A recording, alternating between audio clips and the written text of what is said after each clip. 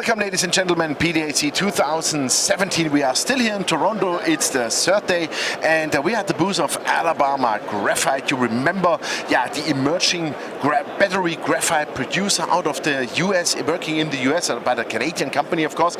And we want to talk not only specifically about the company today with Don Baxter, who is the CEO, and he was also a mining engineer and the, I would call it the head technologist for the process technology.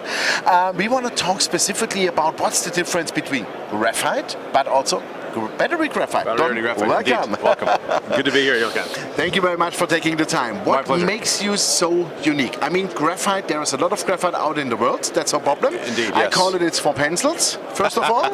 Okay. It's a bit rude, I know. Yeah. But no, but you want to produce, hopefully from next year on, battery-ready graphite. Indeed, yes. And that's the cornerstone of our business model is really not to sell graphite. We don't believe that that model works anymore. Where the price of graphite concentrate is, large, medium, small flake, that model doesn't work. And the key thing is that we recognize is the world doesn't need more flake graphite. Yeah. It needs more battery-ready graphite, which is further processing. Yeah. So can you elaborate a bit? What is the difference and how you want to make it? Because I think it's not the mining is an issue. No. The issue is the processing. It's the processing. Yeah. And again, it used to be all about large flake, small flake, carbon content of the flake. But the key thing that we found is that to further process it, there's a lot more money. Mm-hmm. So to benefit the shareholders and to maximize the value of the deposit, we can further process it. And when I joined Alabama Graphite, I realized that to make this project different, we didn't need to come on and do what everybody else was doing. Mm-hmm. And I've left a couple of feasibility studies and other properties that are based on making graphite. I would bet they're not economic anymore because the price of graphite's fallen off so much. The price of secondary processed graphite, where the demand is coming from, is substantial. The margins involved with that are significant. The pricing has been inelastic, it's staying high, and we're showing that we can potentially make a very good amount of money off that. Of course. Exactly, yes. Can you explain that a little bit like a flow sheet, I would call it? I mean, you dig out the ore of the ground, or the rock, if you call it like that, and what you are doing then. Exactly. So this is a diggable deposit. So we dig it. There's no drilling and blasting, which means we use an excavator and trucks. We'll move it down to the plant. There's no crushing and grinding. So again, both those actions cost money. We don't have to do that. So we have the benefit of, we would call it one of these African oxide deposits, but it's in a politically stable, geopolitically stable it's the area. US, of course. It's the US. So we don't have to deal with all the other issues that others will deal with in Mozambique or Tanzania. We have it right in Alabama. So we will then concentrate at the site. So we will do our flotation and polishing and like we would normally do with a graphite concentrate. But in this case, we don't care about the flake size because we're going to break it all.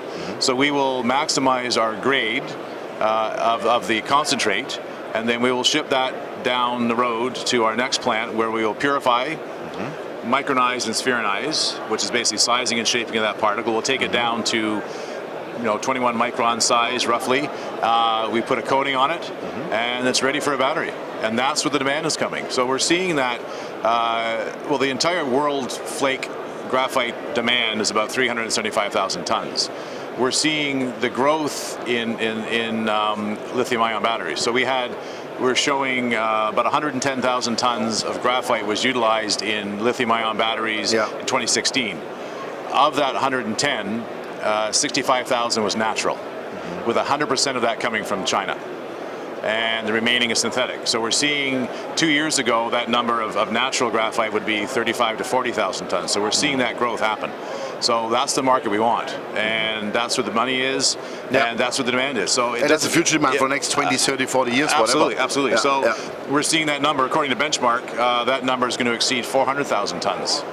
And we're seeing that preferentially natural flake is going to overtake synthetic. It's cheaper, and natural graphite we see will perform better. Much better quality, right? For the loading cycles, absolutely. And it lasts longer. It doesn't lose capacity as fast. Yeah. Exactly. So that's the key thing there. Fantastic. So Can we call it like your technology, your knowledge? Yes. You and the team, of course. Yes. You have a lot of people assembled around you. Yes. That's the competitive advantage of the company, right? I would say so. Yes, absolutely. We know how to do it. I know how to do it. Yeah. So I'm an engineer, mining engineer first and foremost.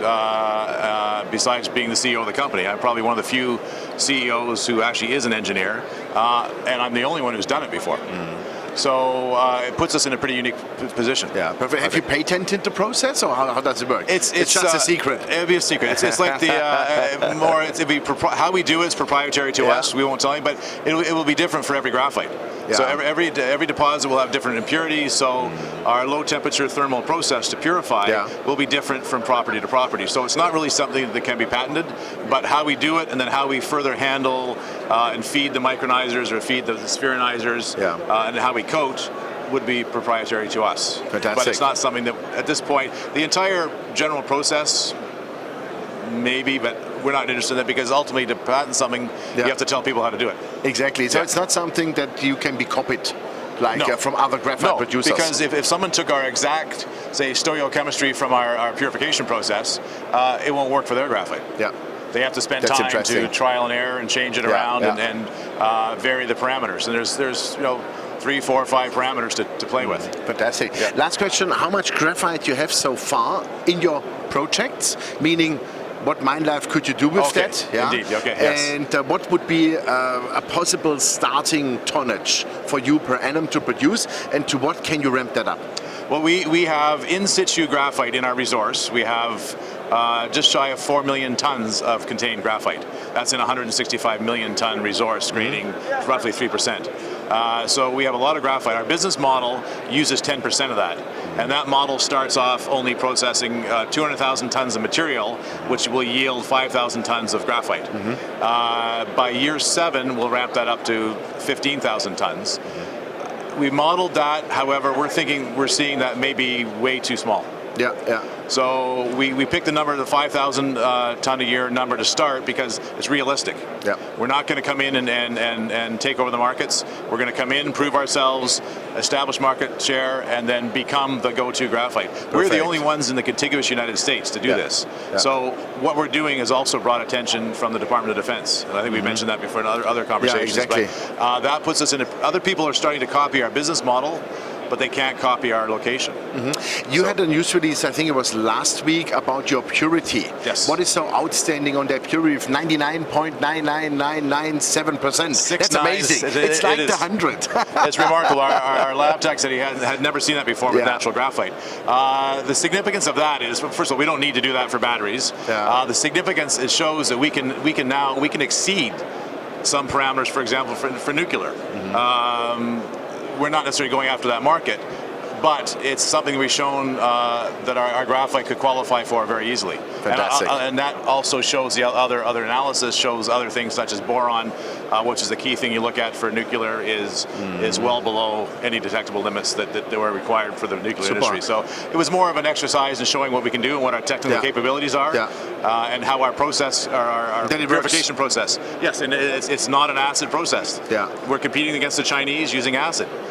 We're showing we can compete very well in an environmentally sustainable, cost-effective manner. Super. Yeah. Well, Don, thank you very much for that. All the best, and thanks very much. We look forward to the next update. I do indeed. Thank you. Cheers. Yeah, ladies and gentlemen, you heard it. It's a matter not of mining, it's a matter of processing, of course, for battery graphite. The world needs it desperately because the e-mobility is unstoppable, that's for sure.